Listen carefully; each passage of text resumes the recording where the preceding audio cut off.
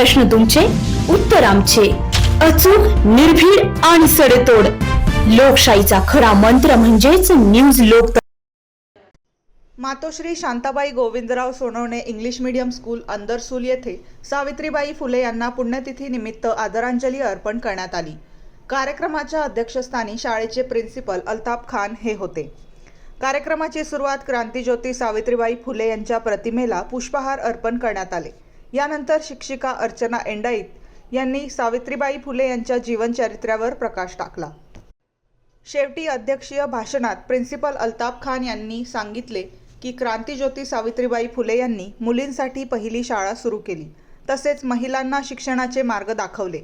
सदर कार्यक्रमात शिक्षक अमोल आहेर, अझहर खतीब, दीपक खैरनार, गणेश सोनवणे, सचिन घोडके, अजिम पटेल, निलिमा देशमुख, सुनीता वडे, शोभा निकम, प्रिया भागवत, पूनम घोंगाणे, श्रावणी खेरूडसह सर्व शिक्षक, विद्यार्थी व शिक्षकेतर कर्मचारी उपस्थित होते. कार्यक्रमाचे सूत्रसंचालन शिक्षिका माधुरी माळी यांनी केले, तर आभार शिक्षिका शर्मिला पवार यांनी मानले. अवघ्या 9 वर्षाच्या असताना त्यांचा विवाह झाला. तो महात्मा ज्योतिराव फुले यांच्यासोबत झाला. महात्मा ज्योतिराव फुले यांना पहिल्यापासून शिक्षणाची आवड होती. ते स्वतः शिकत होते, पण त्यांना असं वाटलं आपल्या देशामधल्या मुली ज्या आहेत त्या अजूनपर्यंत शिक्षणापासून वंचित आहेत, आणि त्यांनी स्वतः आपल्या पत्नीला शिकवायला सुरुवात केली.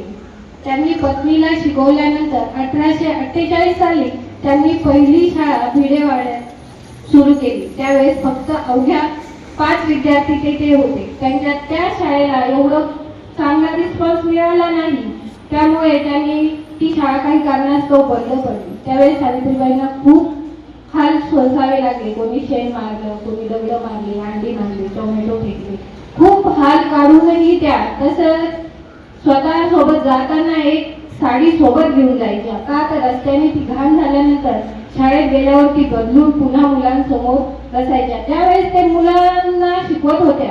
त्यांना ज्या अडचणी, शेण फेकून दगड मारून ज्या अडचणी येत होत्या, तर त्या असं म्हणत नव्हत्या की मला याच्याने दुःख होतंय. त्या म्हणत होत्या मला याच्याने प्रोत्साहन मिळतंय की जे मी अजून पुढे माझं कार्य चालू ठेवावं. आणि तेच कार्य त्यांनी चालू ठेवले असताना 1851 साली त्यांनी परत दुसरी शाळा चालू केली आणि तिथे 48 विद्यार्थी, फक्त मुली 48 त्या शाळेमध्ये होत्या. आणि त्यावेळेस त्या पहिल्या महिला शिक्षिका, मुख्याध्यापिका म्हणून त्या शाळेमध्ये वावरत होत्या. अशा या थोर व्यक्तीचा मृत्यू हा समाजकार्य करत करत 10 मार्च 1897 रोजी झाला. त्यांची पुण्यतिथी आज आपण साजरी करत आहोत.